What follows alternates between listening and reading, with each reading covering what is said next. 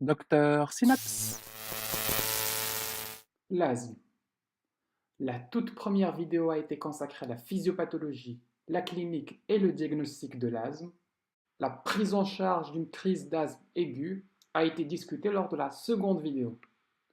Et cette fois-ci, nous allons parler du traitement de fond de l'asthme. Tout d'abord, avant de commencer avec les médicaments, il faut identifier les triggers, c'est-à-dire les facteurs de risque qui peuvent faire décompenser un asthme. Posez les bonnes questions, c'est-à-dire demande au patient si les symptômes durent toute l'année. Si la réponse est oui, ça peut être dû soit à un chien ou un chat qu'il a à la maison, à de l'humidité ou à des moisissures présentes sur le sol ou sur le plafond, à la présence de petites bêtes dans le lit comme les acariens,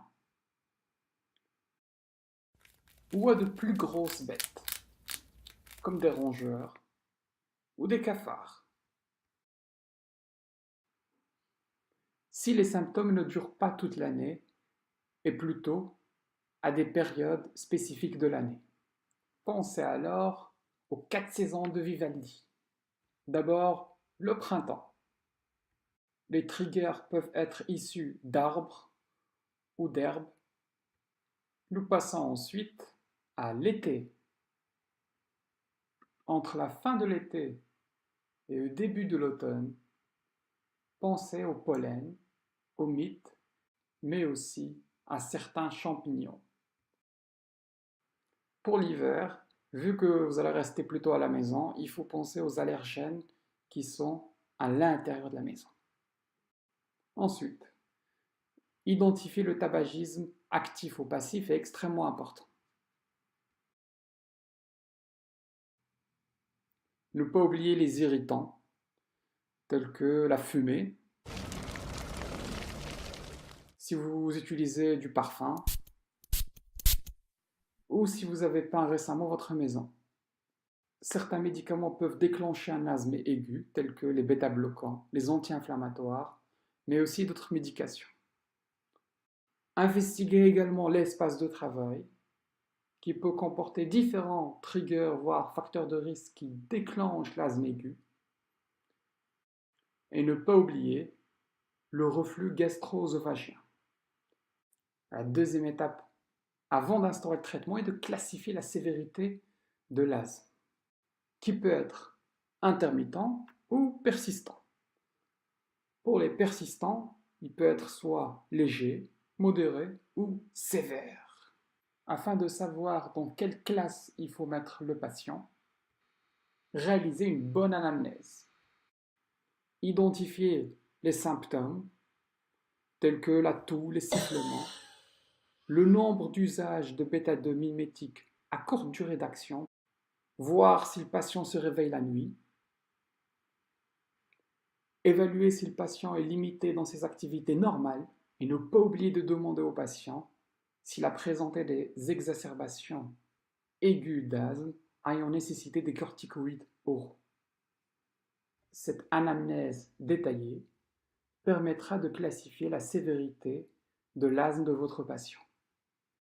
Pour les symptômes et l'usage de bêta-2 mimétiques à courte durée d'action, intermittent si moins de 2 fois par semaine, persistant léger si c'est supérieur à 2 fois par semaine, modéré si c'est chaque jour et sévère si plusieurs fois par jour. Posez ensuite la question, est-ce que tu te réveilles la nuit avec de la toux et des sifflements? S'il te dit moins de 2 fois par mois, c'est intermittent. 3 à 4 fois par mois, léger. Supérieur à 1 fois par semaine, modéré. Et chaque soir, sévère.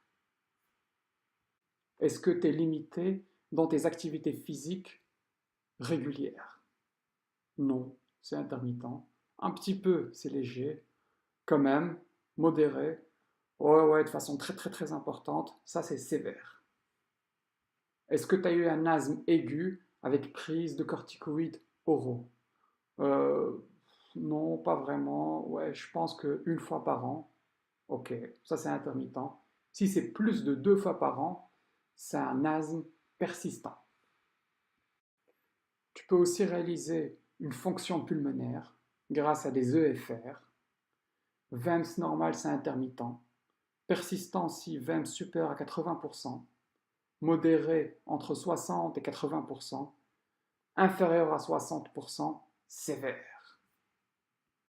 Cette approche permettra de monter petit à petit au niveau de l'agressivité de votre traitement.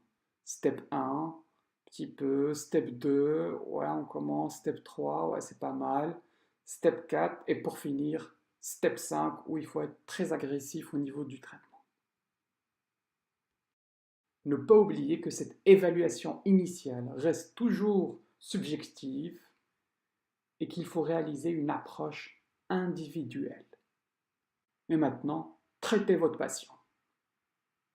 Je reprends ici le tableau qui classe la sévérité de l'asthme de votre patient. Dans tous les cas de figure, c'est-à-dire step 1, 2, 3, 4 et 5, les bêta-2 mimétiques à courte durée d'action sont à utiliser si nécessaire. Imaginons que votre patient va aller faire du sport de façon intensive. Dites-lui que 10 minutes avant de commencer à faire du sport, de faire quelques petits puffs. La deuxième question qu'il faut se poser, est-ce que c'est nécessaire de mettre en place un traitement de fond? Pour le step 1, vu que l'asthme est intermittent, ce n'est pas nécessaire. Pour le step 2, mettez en place des corticoïdes inhalés à faible dose en traitement de fond, c'est-à-dire chaque jour. Pour le step 3, aussi des corticoïdes inhalés à faible dose associés à des bêta-2 mimétiques à longue durée d'action, et cela chaque jour aussi. Pour le step 4, également des corticoïdes à moyenne ou forte dose associés à des bêta-2 mimétiques à longue durée d'action. Concernant le step 5, des corticoïdes inhalés à forte dose associés à des LABA, plus éventuellement une immunothérapie. Toujours y penser, comme des anti-IgE ou des anti-IL5. Je ne vais pas rentrer dans les détails parce que ça concerne vraiment le spécialiste ici. Si c'est toujours pas contrôlé, corticoïdes inhalés à forte dose, plus LABA, plus immuno, plus corticoïdes oral. Pour résumer, la première étape à réaliser est l'évaluation, c'est-à-dire l'évaluation des symptômes, si le patient tousse, siffle, prendre en compte les préférences du patient et toujours revoir la technique d'inhalation. Dites-lui d'utiliser le puff devant vous en lui disant de bien expirer, bien vider ses poumons. Ensuite, puff et bien inspirer. Comme ça, les corticoïdes inhalés ou le LABA que vous donnez arrivent bien au niveau des bronches. La deuxième étape est de traiter par des médicaments et toujours éduquer le patient par rapport au trigger.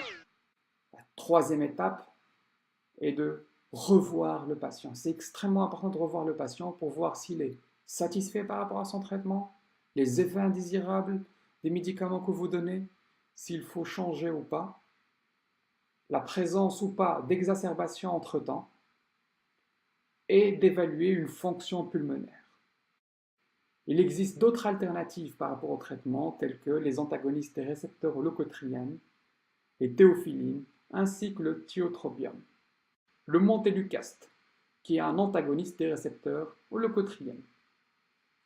Pour finir, et pour bien marquer le coup, je vais vous faire un petit récapitulatif.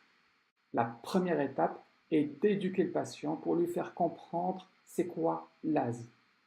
Pour cela, vous pouvez le référer à mes vidéos. 2.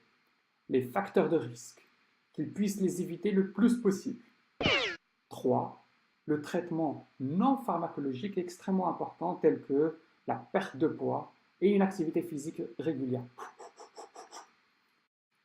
4. Si mal contrôlé, revoir la technique d'inhalation.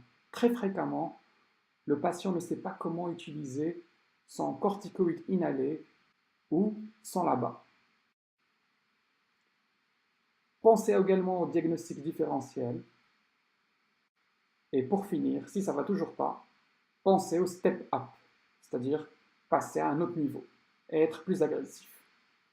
5. Si les symptômes sont bien contrôlés depuis plus de 3 mois, avec des facteurs de risque, c'est-à-dire des triggers contrôlés, vous pouvez envisager un step down, c'est-à-dire être moins agressif au niveau de votre traitement.